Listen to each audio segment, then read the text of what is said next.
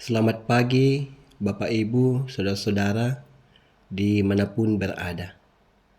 Syukur kita naikkan kepada Tuhan, karena Tuhan masih memperkenankan kita untuk menikmati hari ini dengan penuh sukacita.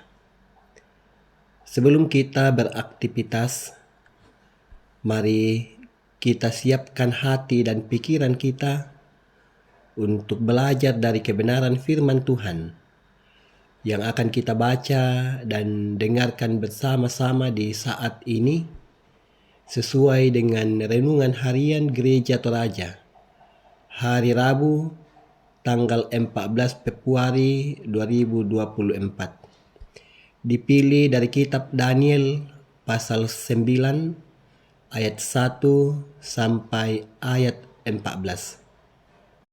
Namun sebelum kita membaca dan mendengarkan firman Tuhan, mari kita berdoa.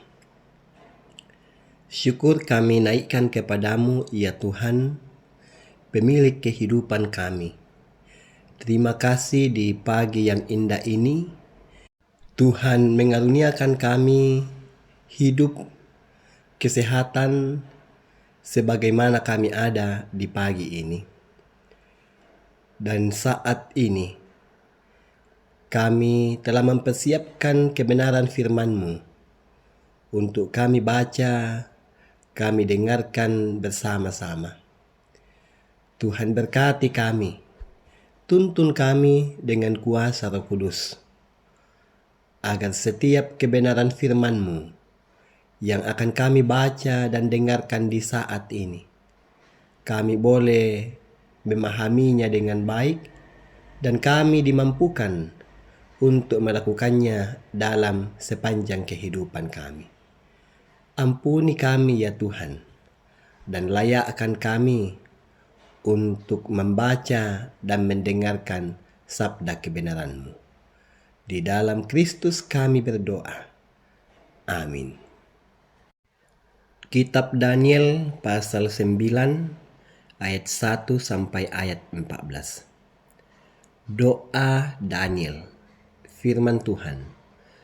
Pada tahun pertama pemerintahan Darius, anak Ahasveros, dari keturunan orang Media yang telah menjadi raja atas kerajaan orang Kastim.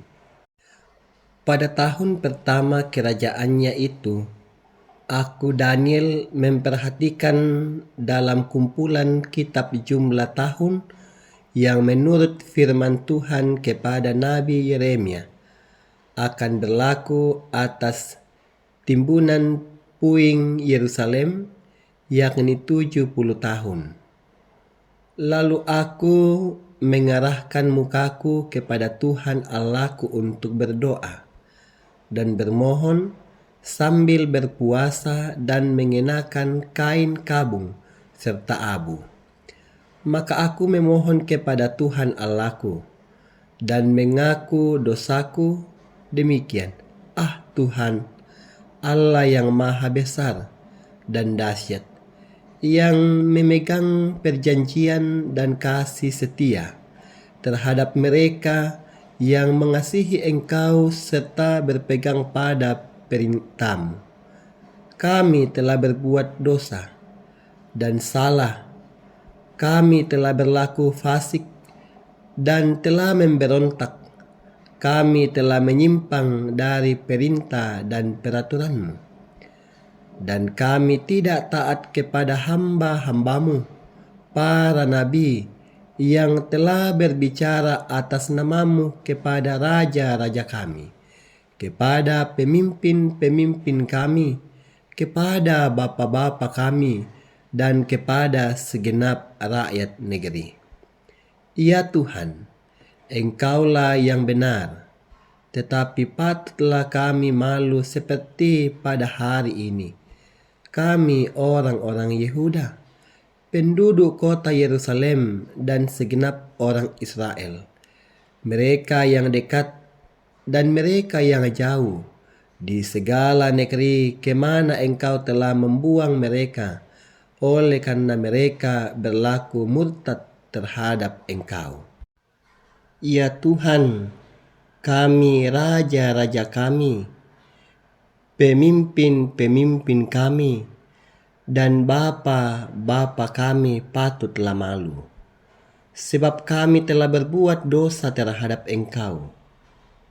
Pada Tuhan Allah kami ada kesayangan dan keampunan, walaupun kami telah memberontak terhadap Dia, dan tidak mendengarkan suara Tuhan Allah kami yang menyuruh kami hidup menurut hukum yang telah diberikannya kepada kami dengan perantaraan para nabi hamba-hambanya.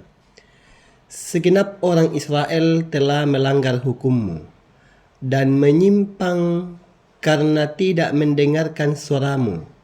Sebab itu telah dicurahkan ke atas bumi kutuk dan sumpah yang tertulis dalam kitab Taurat Musa hamba Allah itu, sebab kami telah berbuat dosa terhadap Dia.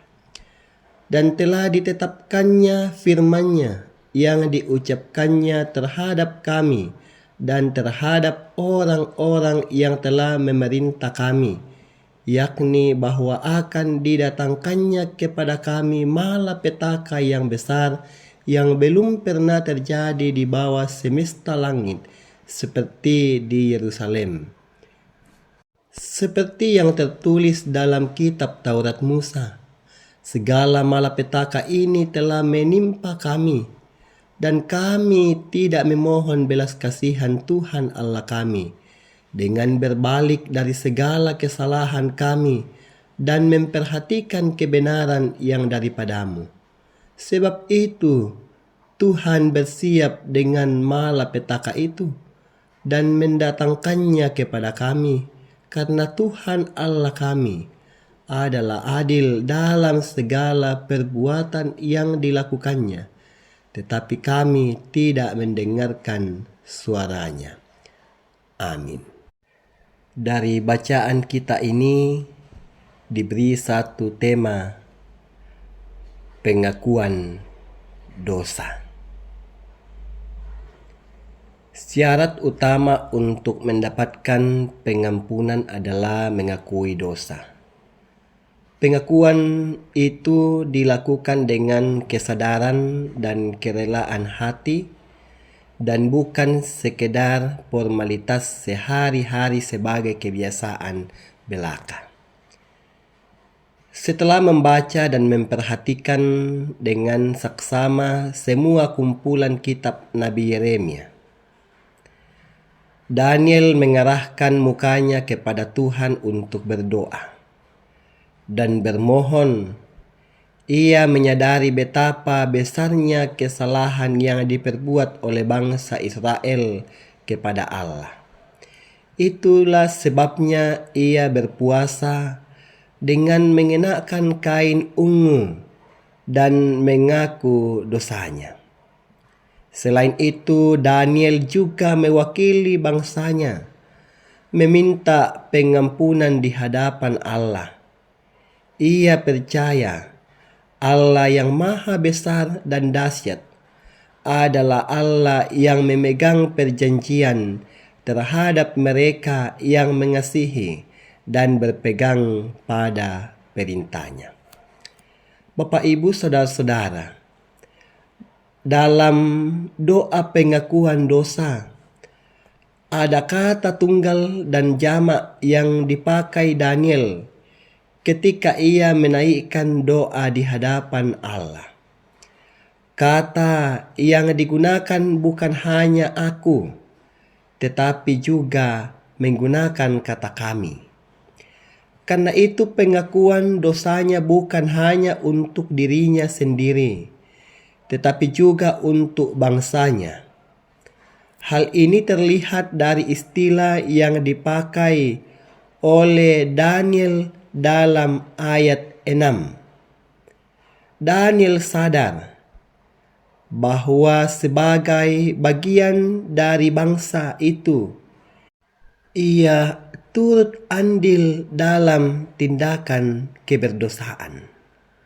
Dosa yang dilakukan oleh orang-orang Yahudi adalah mengabaikan perkataan para nabi yang telah memberikan nasihat atas nama Tuhan, bahkan melakukan pemberontakan kepada Tuhan.